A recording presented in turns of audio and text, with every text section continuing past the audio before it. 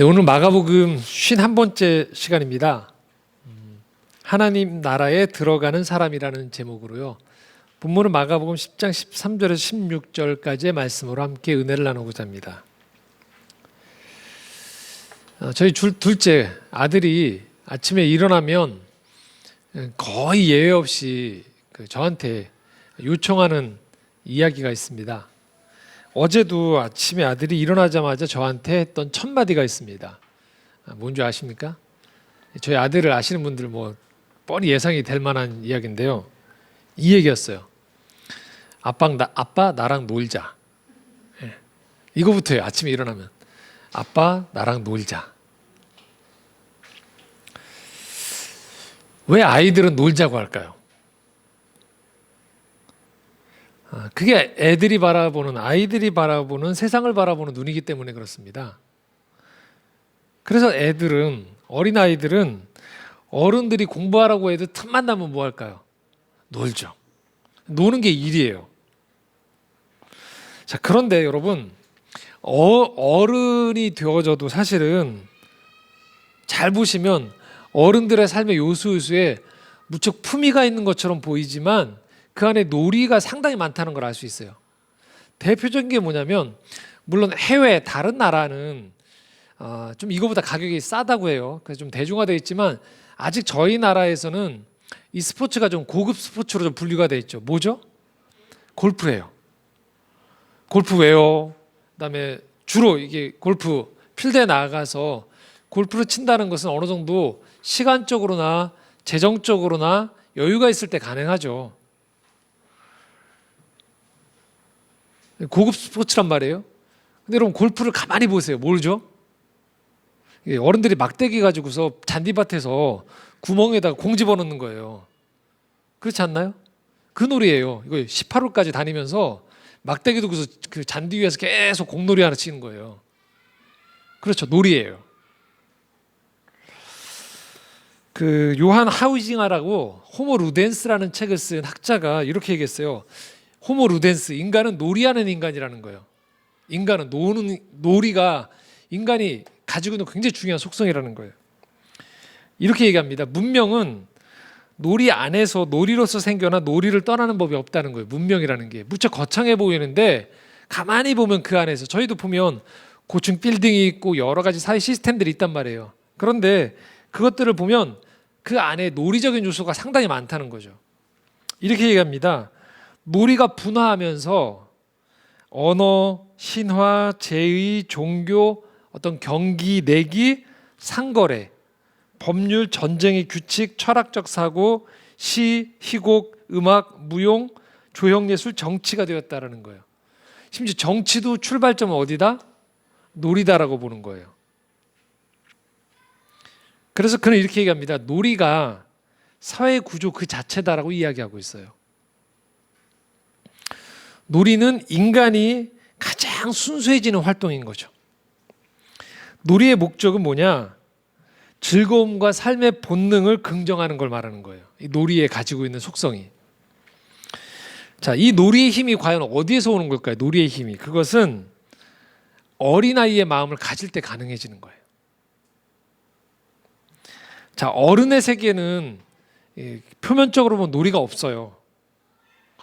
위계 질서를 세우고 누가 더 능력이 많은가, 누가 더 직임이 높은가, 그것에 따라서 누군가는 성공했다고 이야기하고 웃고 누군가는 그보다 못하다고 주눅들게 되어 있어요. 이게 보통 말하는 어른들의 세계예요. 그리고 우리의 인생의 대다수의 시간은 그 질서에 편입하려고 거기에서 살아남으려고 많은 수고를 들이고 있어요. 그 자체를 탓하는 게 아니고 그런 패턴이 우리 안에 이 어른의 세계다라고 하는 곳에서 벌어지고 있는 거죠. 그러다 보니까 소위 말하는 이 어른의 세계의 특징은 뭐냐? 이건 거죠. 재미가 없는 거죠. 하지만 우리가 어른이 됐지만 이 어린아이의 이 원형적인 것들을 경험할 수 있는 모임이 하나 있어요. 뭐냐면 동창회예요. 저도 이 초등학교 동창이 있거든요. 당연히 초등학교 나왔으니까 있겠죠. 근데 뭐 제가 활발히 나가거나 그러진 않은데 그 모임을 통해서 온라인상에서나 이렇게 보면요, 초등학교 동창들이, 저는 대전 출신인데 어느새 서울이거나 대전이거나 이런 곳에 많이 분포가 돼 주로 두 지역에 있더라고요. 근데 친구들의 살아가는 모습을 보면 제각각이에요.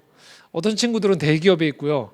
어떤 친구는 자영업을 하고 있고, 어떤 친구는 뭐 편의점 사장님이 되는 친구도 있고, 여러 예술가가 되어 있는 친구들도 있고, 저처럼 목회자가 된 친구도 있고, 최근에 이미 하나님의 부르심을 받은 친구도 있고, 여러 삶의 모양들이 다 달라져 있더라고요. 근데 그냥 친구예요.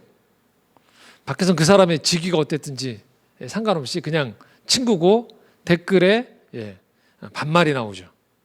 그 저랑 SNS 친구를 맺으신 분들은 종종 제 SNS 댓글에 제 친구들이 이렇게 반말로 막 이렇게 쓰는 거 나와 있는 거 있거든요. 근데 이 모임에서 만약에 내가 사회적인 걸 끌고 들어와서 잘난 체를 하면 어떻게 될까요? 이게 아웃돼요. 왜? 친구들 사이에서는 그런 거가 별로 중요하지 않거든요. 여기서 중요한 것은 서로를 그냥 인정해주고 응원해주고 기뻐하는 거예요. 그게 왜 그럴까요? 어릴 때 만났었기 때문에 그래요.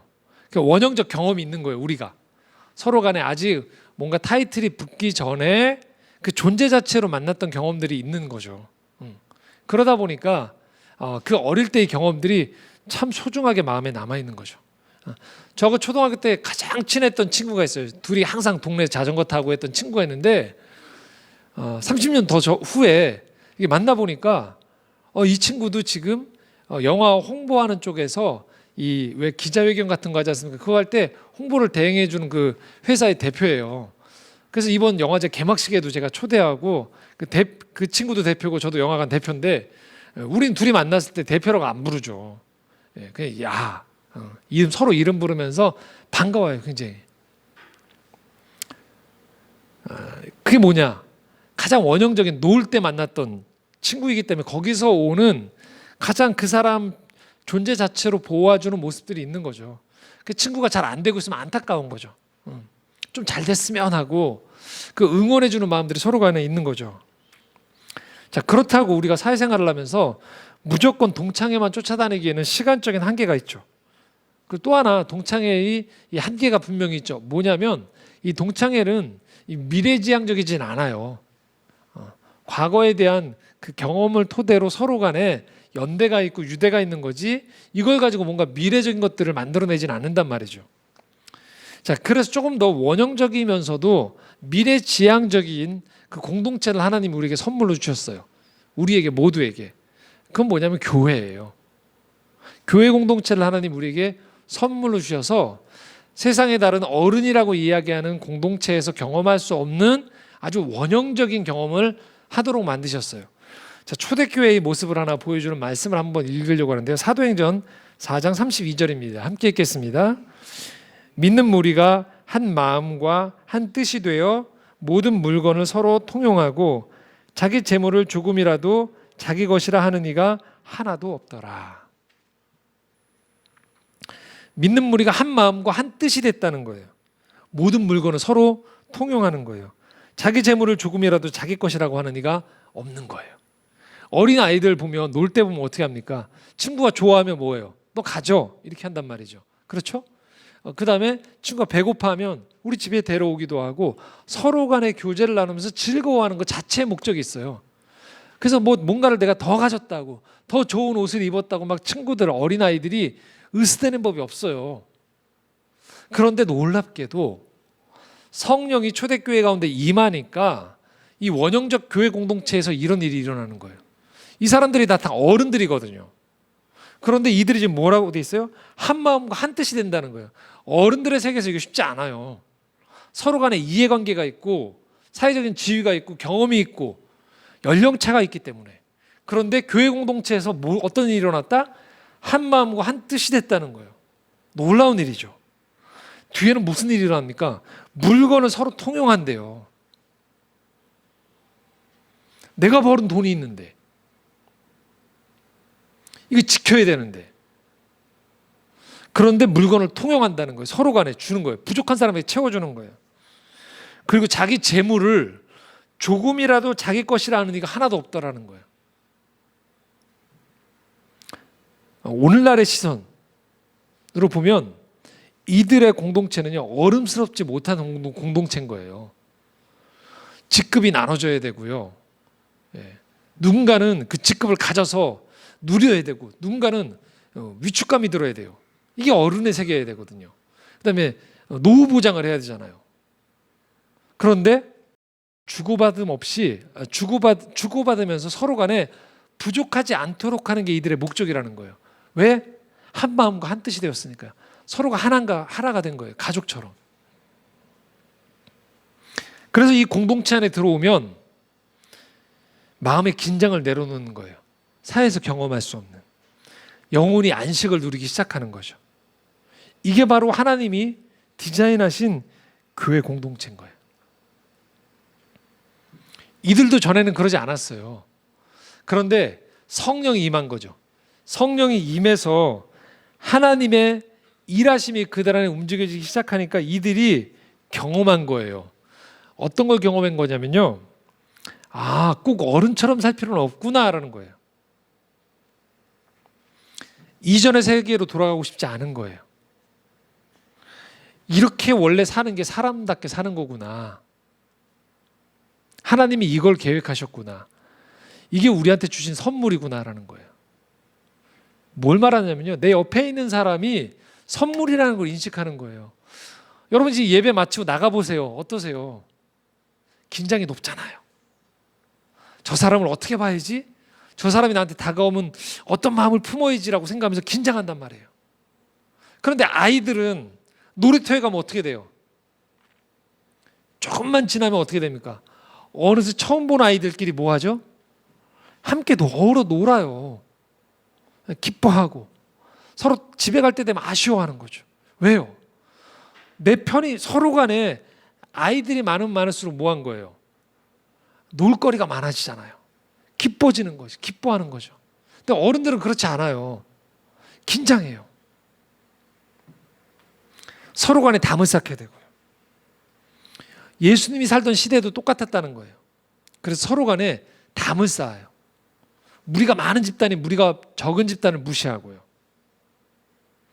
종교적인 율법을 잘 지킨 사람이 그렇지 못한 사람들을 하대하는 거예요. 어느 민족으로 혈통적으로 태어났는지에 따라서 우월의식을 갖게 되는 거예요. 그게 그들끼리조차도 어른이라고 생각하는 시대에 살고 있던 사람들, 하나님의 율법을 가지고 있던 사람들도 그렇게 살았던 거예요. 그런데 예수님이 등장하는 순간에 이게 어그러져 버리는 거예요. 예수님이 가시는 곳에서는요, 어린아이 같은 이 모습들이 재현되는 거예요. 종교 율법 전문가들은요, 이야기하면 어려워요. 그런데 예수님이 말씀하면요, 알아듣겠는 거예요. 어린아이부터 어른들까지 다 알아들어요. 말씀을 쉽게 하시는 거예요. 권위가 있어요. 말씀을 듣고 나면 영혼이 풀려지는 거예요. 해가라는 거예요. 아, 그렇지 하고 마음이 편해지는 거예요.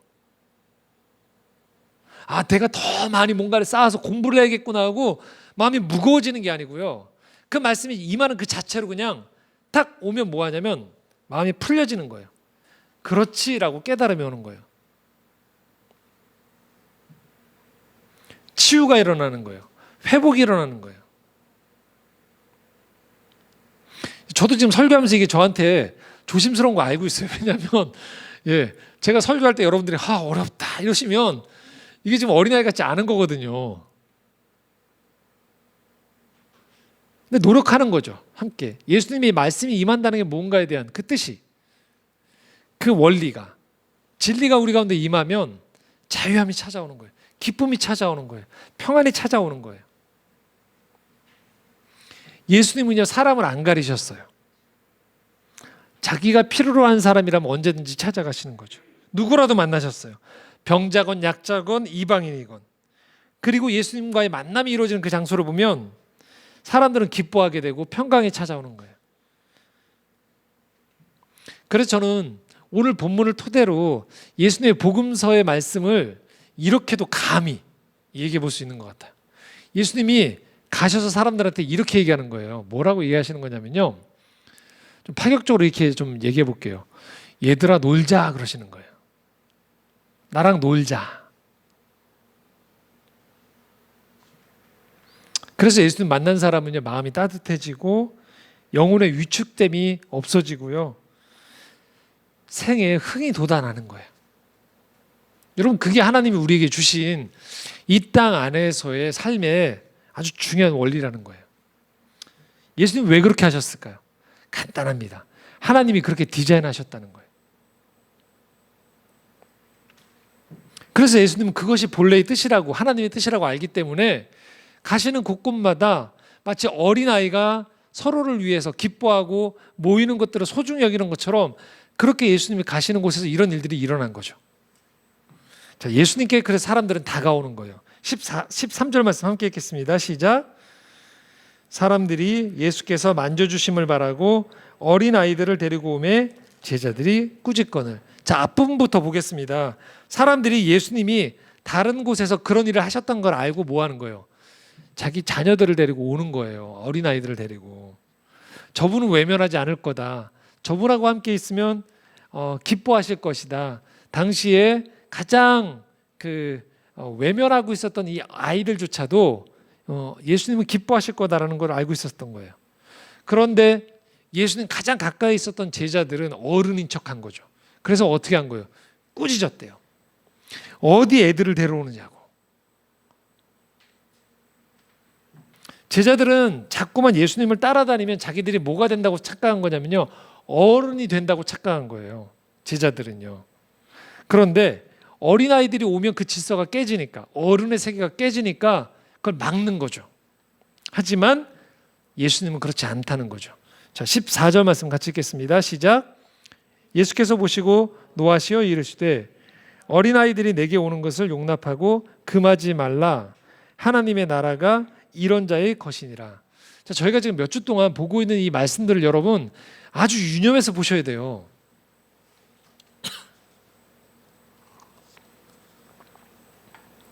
성경에 분명히 예수님이 확언하신 말씀들인데 우리가 자꾸 이걸 놓쳐버리는 거예요. 내가 생각하는 저 말씀이 중요한데 해서 자꾸만 내가 가능한 말씀만 자꾸, 내가 마음에 드는 말씀만 우리가 보다 보니까 분명하게 예수님이 하시는 이런 구절들, 이런 말씀들을 자꾸만 소홀히 여겨요.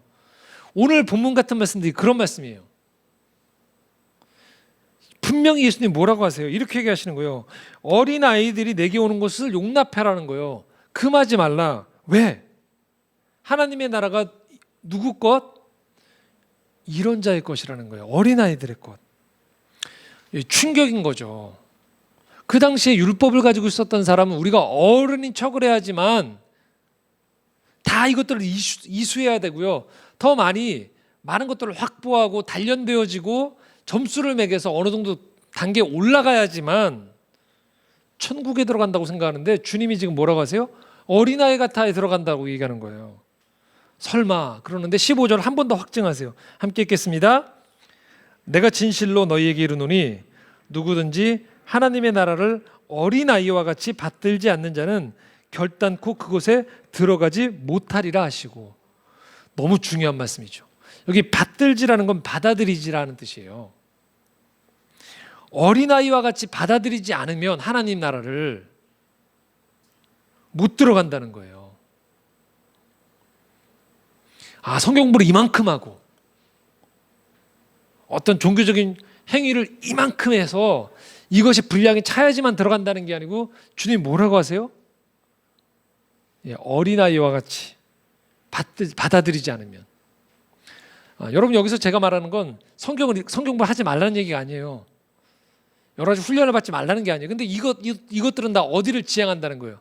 이걸 통해서 뭐가 돼야 된다는 거예요? 내가 어린아이 같아지지 않으면 그게 백해무익하다는 거예요. 못 들어간다는 거예요.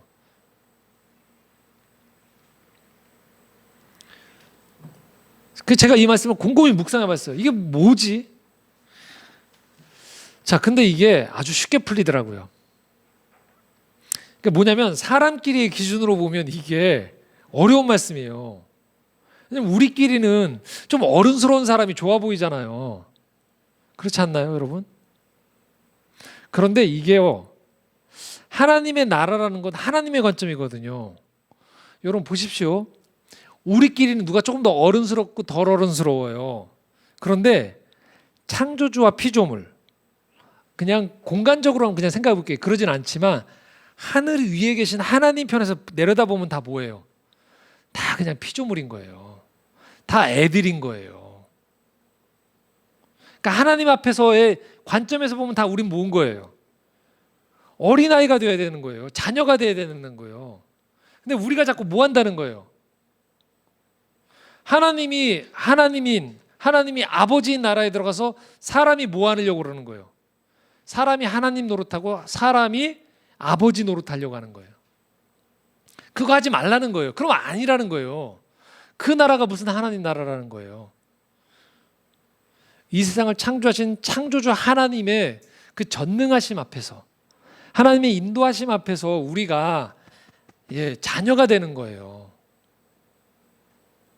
근데 우린 너무 어른인 척하는 거죠. 인간은 조금의 권력만 주어져도 뭐예요? 자기가 마치 이 영역에서 신인 양 군림을 해요. 지금 미국에서 엄청난 시위가 일어나지 않습니까? 가장 큰 이유가 뭐예요? 두 가지잖아요. 피부색이 자기들이 생각할 때 조금 더 백인이라고 생각하는 우월함을 가지고 뭐 하는 거예요? 착각하는 거잖아요. 너희들은 무시해도 된다라는 게 긴 세월에 쌓인 거죠. 또 하나는 뭐예요? 공권력. 경찰이랑 공권력을 주어진 걸 이걸 가지고 뭐 한 거예요? 사람을 함부로도 해도 된다는 생각을 가지고서 누르다가 사망 사건이 일어난 거죠. 사람이라는 존재가 그렇다는 거예요. 조금만 물질이 우리한테 주어지면, 조금만 유명세가 얻어지면, 조금만 영향력이 생기면 뭐예요? 신인 양. 내가 여기에서 너희보다 낫다는 생각을 하면서 뭐 하는 거예요? 눌러버리는 거예요. 무시해버리는 거예요. 다른 사람을 불행한 양 취급해버리는 거죠. 반대로 똑같은 거죠. 내가 그게 조금 없으면 뭐예요? 굉장히 초라해 보이는 거죠. 그래서 여러분, 어른의 마음이라고 생각하면서 세상을 살면 자꾸 우리 삶에 줄어드는 게 있어요. 감사가 줄어들어요. 내 옆에 친구가 있어도요, 별로예요. 놀 수 있는 오늘이라는 시간이 주어졌어도요, 불안해요. 삶을 즐기지 못해요. 삶이라는 선물을 주셨는데 매일매일 뭐 하냐면요, 어른들은요, 남의 선물만 쳐다봐요. 그러니까 재미가 없는 거죠. 나도 재미가 없고 다른 사람도 재미없게 만드는 거예요. 그래서 아까 호모 루덴스를 저술했던 하우징어가 이렇게 표현했습니다.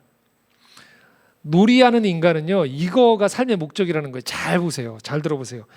자기가 가지고 있지 않은 것을 추구하는 노력을 정지하는 것, 그게 삶의 목적이라는 거예요. 자기가 가지고 있지 않은 것을 추구하는 노력을 정지하는 것. 그러니까 내 거 아닌 거 안 부러워하는 거죠. 나한테 주신 것을 가지고서 소중히 여기면서 살아가는 것, 그게 어린아이의 마음인 거예요. 그러니까 지금 여러분 옆에 붙여주신 사람들이 소중한 사람들인 거예요. 이 왼수들이 아니고 뭐예요? 이 사람들이에요. 같이 갈 사람들이요. 여러분의 일터, 여러분의 전공, 여러분의 그 삶의 경험들이 소중한 거라는 거예요. 물론 깨어졌으면 좀 복구할 것들은 필요하지만 여러분, 본질은요, 우리가 이 땅 살아가면서 하나님이 허락하신 이 생애 시간 동안에요, 엄밀히 말하면 어린아이로서 한바탕 잘 놀고 가는 거예요. 하나님 앞에서 그 축제를 즐기는 거예요. 흥청망청 하라는 얘기가 아니고 하나님인 창조와 하나님이 주신 생의 기쁨을 가지고서 사람들을 섬기고 무너진 사람들을 일으켜 세워주고 울고 있는 사람의 눈물을 닦아주면서요, 이곳을 하나님 나라로 만들어가는 것이 우리에게 주신 어린아이 같은 삶인 거예요. 여러분한테 노래 한 곡을 좀 소개시켜 드리려고 그래요. 지금 노래 부르는 이 두 사람은 피부 색깔이 달라요. 그리고 경연대회예요. 한 사람은 떨어져야 돼요. 그런데 두 사람이 참가자가 나와서 노래를 불러요. 그런데 이곳에서 놀라운 평화가 찾아들어요. 그리고 이 두 어른이 노래를 부르는데 동요를 불러요. 제가 요즘 즐겨보는 프로거든요. 이 팬텀싱어라는 프로인데요. 거기에서 나왔던 경연의 한 장면이에요. 두 사람 중에 한 사람은 떨어지게 돼요. 그런데 이들에게 미션이 주어졌어요. 동요가 주어졌습니다. 한번 동영상 한번 보실까요? 같이 좀 보도록 하겠습니다. 어떤 일이 일어날까? 가사, 죄송합니다. 가사를 제가 먼저 좀 읽어드리도록 할게요. 가사를 읽어드릴게요. 제목이요, 꼭 안아줄래요 라는 동요예요. 창작 동요인데요. 꼭 안아줄래요? 내 친구 아픈 마음을 내가 속상할 때 누군가 그랬던 것처럼 친구의 잘못은 따뜻한 용서로 안아주고 친구의 실수도 이해로 안아줄래요.